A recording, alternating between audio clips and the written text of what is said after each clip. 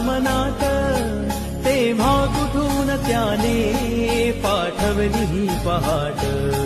या उंबऱ्यात आले हसणारे मोरपीस, ज्ञानात काय कुणी हो अमृताचा दिस.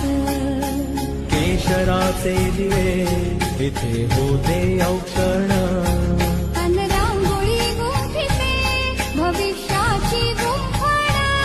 रोजची सकाळ अशी